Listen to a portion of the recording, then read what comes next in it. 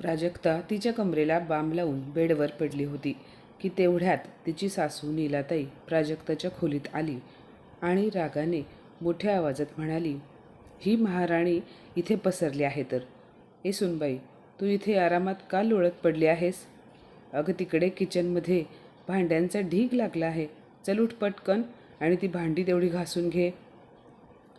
प्राजक्ता म्हणाली, आई, माझी कंबर खूप दुखत आहे. थोडा वेळ आराम करू द्या, नंतर भांडी घासेन मी. यावर नीलाताईंनी प्राजक्ताच्या एक जोरात कानशिलात लगावली आणि म्हणाल्या, अगं तुझी कंबर दुखते म्हणून मी काय तुला डोक्यावर घेऊन फिरू का? हे तुझे माहेर नाही ज्यामुळे तू कामे टाळण्यासाठी काहीही खोटे बहाणे बनवशील आणि मी तुझ्या भूलतापांना बळी पडेन. गुपचूप उठ आणि किचनमध्ये जाऊन ती सगळी भांडी घास आणि त्यानंतर माझे पाय दाबण्यासाठी माझ्या खोलीत ये. हिला कधीच वाटत नाही की आपल्या सासूचे वय झाले आहे, तिची थोडीशी सेवा करावी. उलट सासूलाच तोंड वर करून बोलते, कामे नंतर करेन.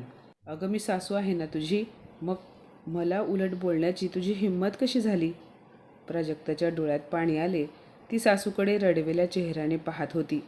तिला तर असे वाटले होते की कंबर दुखते असे सांगितल्यावर सासू म्हणेल, आराम कर. पण इथे तर छोट्या गोष्टींवरून नीलाताईंनी प्राजक्तावर हात उचलला होता. तेवढ्यात नीलाताईंची एक मैत्रीण घरी आली. तिने आवाज देऊन नीलाताईंना बाहेर बोलावून घेतले आणि म्हणाली, अगं नीला, तुला ठाऊक आहे का, आपल्या बाजूच्या गल्लीत साडीचे नवीन दुकान सुरू झाले आहे आणि तिथे साड्यांचा मोठा सेल लागला आहे. मी तर जाणार आहे. तुला साड्या घ्यायच्या असतील तर तूही माझ्याबरोबर चल. आपल्या मैत्रिणीचे बोलणे ऐकून नीलाताई खुश झाल्या आणि प्राजक्ताला जाऊन म्हणाल्या, हे बघ, मी बाजारात जाऊन येते. तोपर्यंत घरातील सर्व कामे संपली पाहिजेत. समजले का? मी बाहेर गेले म्हणून महाराणीसारखी बेडवर पसरू नकोस. असे बोलून नीलाताई एक पिशवी आणि पैसे घेऊन आपल्या मैत्रिणीसोबत निघून गेल्या. सासू घराबाहेर गेल्यानंतर प्राजक्ता खोलीत गेली आणि बेडवर झोपली. तिच्या डोळ्यातून अश्रू यायला लागले. काही वेळाने जेव्हा तिची कंबरदुखी कमी झाली तेव्हा ती पटकन उठून स्वयंपाक खोलीत गेली आणि पटपट कामे करायला लागली. कामे करता करता ती विचार करत होती की माझ्या लग्नाआधी हीच सासू माझ्याशी किती गोड गोड बोलत होती. मग आता ती माझ्यासोबत असे का वागत आहे? मला त्रास होत असतानाही कामे करायला मी सून नसून एक मशीन आहे का? प्राजक्ता मनात म्हणाली की आज ह्याविषयी मला दीपक बरोबर बोललेच पाहिजे. संध्याकाळी जेव्हा दीपक ऑफिसवरून घरी आला तेव्हा प्राजक्ताने त्याला सर्व काही सांगितले. ती म्हणाली, हे बघा, आईंना जर माझ्याशी बोलायचे होते तर त्या तोंडाने देखील बोलू शकल्या असत्या ना. माझ्यावर हात उचलण्याची काय गरज होती? मी काय कोणती खेळणी वगैरे आहे का, ज्याला एकदा चावी दिली की दिवसभर निमूटपणे कामे करायला? मला ह्या घरात आराम करण्याचा अधिकार नाही का? प्राजक्ताचे बोलणे ऐकून दीपक तिच्याकडे रागाने पाहत म्हणाला, प्राजक्ता, तुला सासरी येऊन 4 दिवसही झाले नाहीत आणि तू मला माझ्या आईच्या विरोधात भडकवण्याचा प्रयत्न करत आहेस. मी त्या मुलांमधला नाही जो बायकोच्या बोलण्यात येऊन आपल्या आईला 4 शब्द ऐकवेल. तुला ह्या घरात राहायचे असेल तर तुला आधी माझ्या आईला खुश ठेवावे लागेल, नाहीतर मग मीही तुला कोणताच आनंद देऊ शकणार नाही. असे बोलून दीपक कपडे बदलून पाय आपटत बाहेर निघून गेला.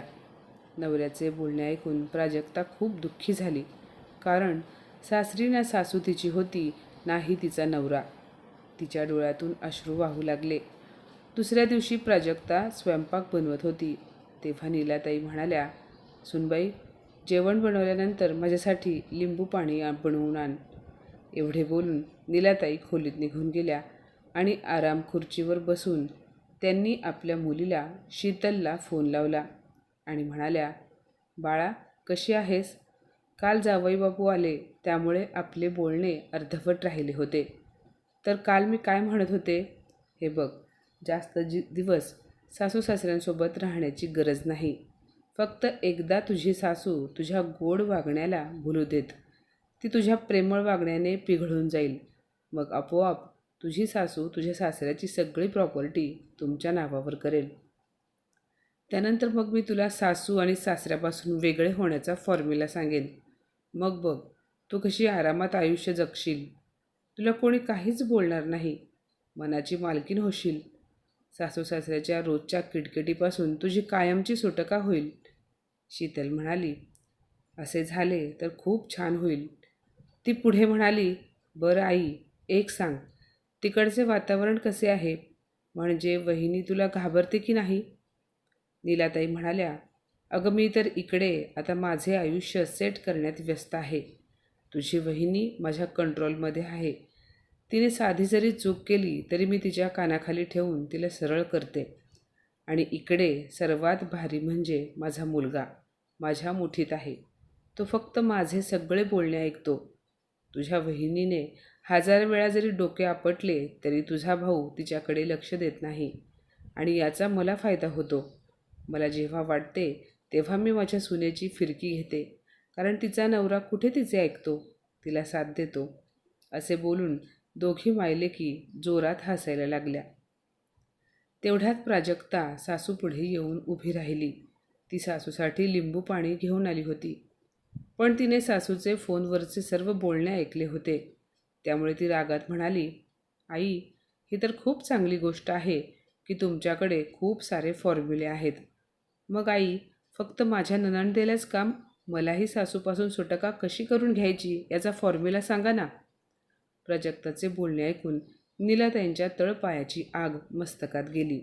त्यांनी फोन कट केला आणि त्या रागाने मोठ्या आवाजात म्हणाल्या, तुझी हिंमत कशी झाली माझ्याशी अशा प्रकारे बोलण्याची? अगं, माझ्याच घरात उभी राहून माझ्यापासूनच सुटका मिळवण्याचे बोलत आहेस का? सासूचे बोलणे ऐकून प्राजक्ता रागाने म्हणाली, का? काय झाले? आई, जर तुमची मुलगी तिच्या सासरच्या घरी राहून सासू सासऱ्यांपासून सुटका होण्याचे बोलत असेल तर मी का बोलू नये? अहो, तुमच्या मुलीच्या सासरकडची सगळी माणसे अगदी साधी भोळी आहेत. उलट तुमची मुलगीच इथे येऊन त्यांच्याबद्दल काहीही बोलत असते. पण इथे तर तुम्ही माझे जगणे मुश्किल करून ठेवले आहे. मग मी तुमच्यापासून सुटका करून घेण्याबद्दल का बोलू शकत नाही? हो, माझा नवरा माझी साथ देत नाही, पण आता मी स्वतःला साथ देणार आहे. एवढे बोलून प्राजक्ता तिथून रागाने निघून गेली. आता नीलाताईंना समजत नव्हते की सून असे का म्हणाली.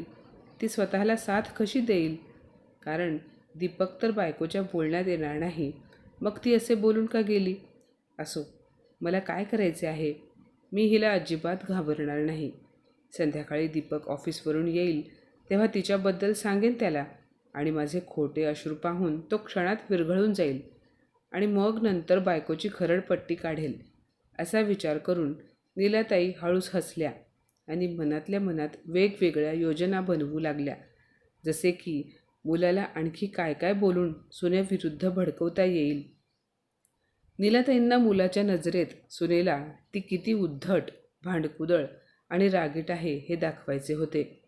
संध्याकाळी जेव्हा दीपक घरी आला तेव्हा नीलाताईंनी पाहिले की त्याचा मूड खूप खराब होता. त्यामुळे त्या खूप खुश झाल्या, कारण जेव्हा दीपकचा मूड खराब असायचा तेव्हा नीलाताई त्याला सुनेविरुद्ध भडकवत होत्या. त्यामुळे आईचे ऐकून तो प्राजक्तावर खूप चिडायचा आणि मग 4-5 दिवस तो बायकोशी बोलत नव्हता. मग अशात जेव्हा प्राजक्ता त्याला मनवायचा प्रयत्न करायची तेव्हा नीलाताईंना खूप बरे वाटायचे. त्यांनी पटकन किचनमध्ये जाऊन मुलासाठी अद्रकचा चहा बनवला आणि चहाचा कप दीपकच्या हातात देऊन उदास चेहऱ्याने त्याच्यासमोर येऊन बसल्या आणि म्हणाल्या, हे बघ दीपक, आजकाल तुझी बायको माझ्याबरोबर खूप उद्धटासारखी वागते आहे. ती माझे काहीही ऐकत नाही, उलट बोलते. अरे, आज तर ती मला म्हणाली की सासूबाई, मला तुमच्यापासून सुटका हवी आहे. बाळा, मला सांग, तुम्ही दोघे तरुण आहात. मग काय तुझ्या म्हाताऱ्या आईला तू विचारणार नाहीस का? ठीक आहे बेटा, तुम्ही दोघे तुमच्या आयुष्यात आनंदाने राहा. माझे म्हातारीचे तर जगून झाले आहे. तू एक काम कर दीपक, मला एखाद्या वृद्धाश्रमात नेऊन सोड. तिथे मी माझ्या आयुष्यातील शेवटचे दिवस आनंदाने घालवेन. तसेही तुझ्या बाबांनी हे घर तुझ्या नावे केले आहे, त्यामुळे मी गरीब विधवाबाई वृद्धाश्रमाशिवाय जाणार तरी कुठे? सूनबाईने तर मला घराबाहेर काढायचे ठरवलेच आहे. एवढे बोलून नीलाताई खोटे अश्रू गाळू लागल्या. आपल्या आईचे बोलणे ऐकून दीपक गंभीर स्वरात म्हणाला, ठीक आहे आई, तुझे बोलणेही बरोबर आहे. तुझे आयुष्य जगून झाले आहे, त्यामुळे आता आम्हालाही व्यवस्थित जगू देत. चांगला हसत हसत संसार करू देत. आता मलाही रोज रोजची किटकिट ऐकवत नाही. त्यामुळे मी तुला उद्याच वृद्धाश्रमामध्ये सोडून येईन.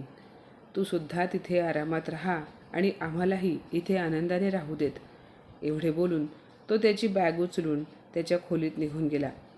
आपल्या मुलाचे असे बोलणे ऐकून नीलाताईंना विश्वासच बसत नव्हता. त्यांना समजत नव्हते की दीपक असे का म्हणाला. त्यांना तर असे वाटले होते की माझे बोलणे ऐकून त्याला खूप राग येईल आणि तो त्याचा राग त्याच्या बायकोवर काढेल आणि तिलाच घराबाहेर काढेल. पण आज तर दीपकने फासा पलटून ठेवला होता. आता तर नीलाताईंना काही बोलायला सुद्धा लाज वाटत होती. त्यांना वाटले होते की जेव्हा त्या घर सोडून जाण्याचे बोलतील तेव्हा दीपक बायकोला कानाखाली ठेवून देईल. पण असे काहीच घडले नव्हते. आता नीलाताईंना दीपकला काय बोलावे हे कळत नव्हते, कारण त्यांनी स्वतःहूनच वृद्धाश्रमात जाऊन राहण्याचे बोलले होते आणि दीपकने सुद्धा त्यांच्या वृद्धाश्रमात जाऊन राहण्याचा प्रस्ताव स्वीकार केला होता. हे काही त्यांना पचले नाही. त्या गुपचूप उठून आपल्या खोलीत निघून गेल्या. त्यांचे मन खूप बेचैन झाले होते. त्यांची सून प्राजक्तासुद्धा नेहमीप्रमाणे स्वयंपाक खोलीत जेवण बनवत होती. घरामध्ये शांतता होती, पण ही शांतता त्यांना येणाऱ्या वादळाचा संकेत देत होती. रात्रीच्या जेवणाच्या वेळी विचार केला की मी रात्री जेवण करणार नाही, तेव्हा दीपक माझ्याकडे येईल आणि मला, आई तू जेवण का केले नाहीस, तू उदास का आहेस असे विचारेल.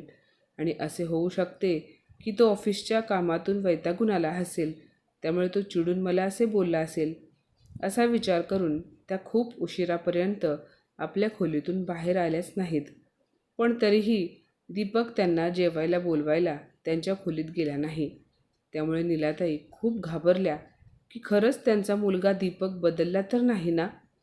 तेव्हा त्यांनी खोलीबाहेर येऊन पाहिले तर दीपक आणि प्राजक्ता एकत्र बसून एका ताटात जेवण करत होते. आज हा बदल कसा झाला हे नीलाताईंच्या लक्षात येत नव्हते. त्यांना समजत नव्हते की घरामध्ये हे सर्व काय चालले आहे.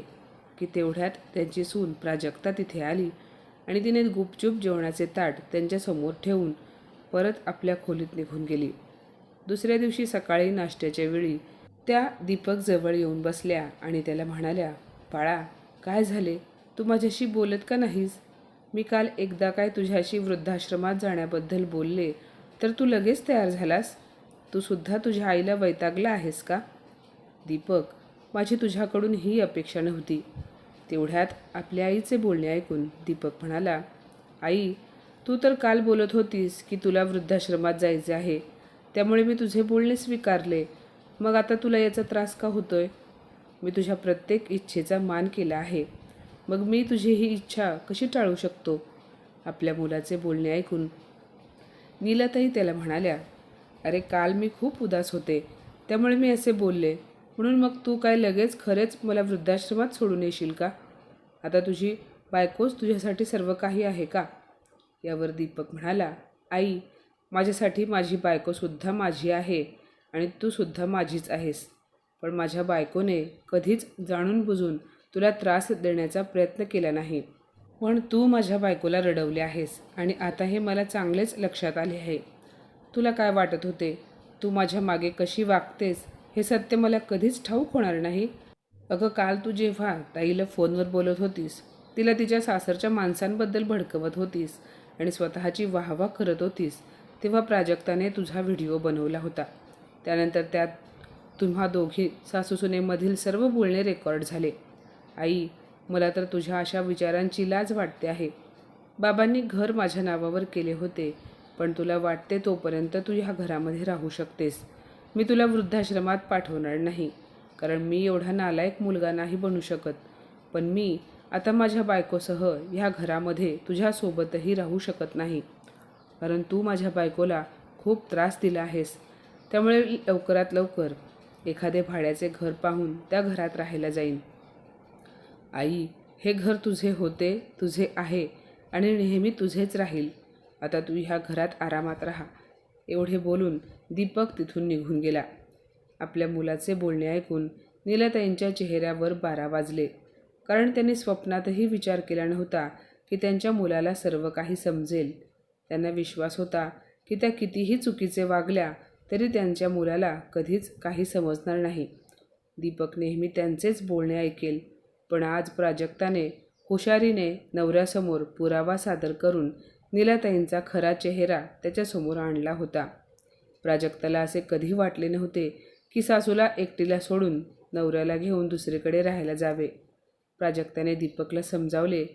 ती म्हणाली, हे बघा, मला फक्त एवढेच वाटते की ह्या घरात माझ्यासोबत काहीही चुकीचे होऊ नये आणि माझ्यासोबत झालेल्या सर्व गोष्टी जेव्हा मी तुमच्यासमोर मांडत होते तेव्हा तुम्ही माझ्या बोलण्यावर कधीच विश्वास ठेवला नाही.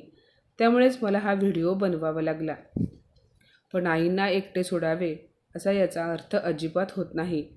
मी ह्याच घरात आईंसोबत राहीन, त्यांची काळजी घेईन, पण आईबरोबर भावनात्मक नाते बनवू शकणार नाही. त्या चुकीच्या वागल्या असल्या तरी त्या तुमच्या आई आहेत.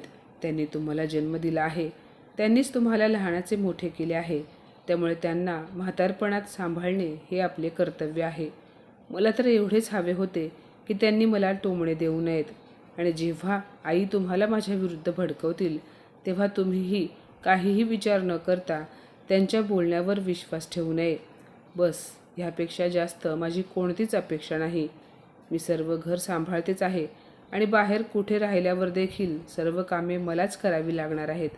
मग सासूला जेवण बनवून द्यायला माझी काही हरकत नाही.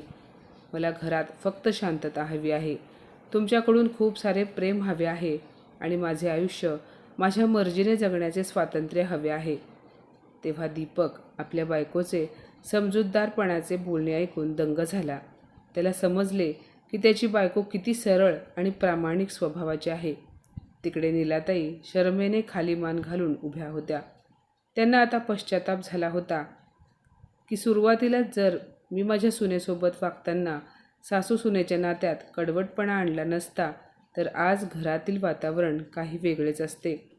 आता त्या मुलगा आणि सुनेसोबत राहूनही एकटेपणाने जगत होत्या. कारण दीपकच्या नजरेत आई आता उतरली होती. त्याच्या मनामध्ये आईसाठी पूर्वीसारखा आदर राहिला नव्हता. तर माझ्या मित्रमैत्रिणींनो, आजची ही कथा तुम्हाला कशी वाटली कमेंटमध्ये नक्की सांगा. आणि अशाच नवनवीन कथा ऐकण्यासाठी प्रज्ञा मराठी स्टोरीजला नक्की सबस्क्राईब करा. धन्यवाद.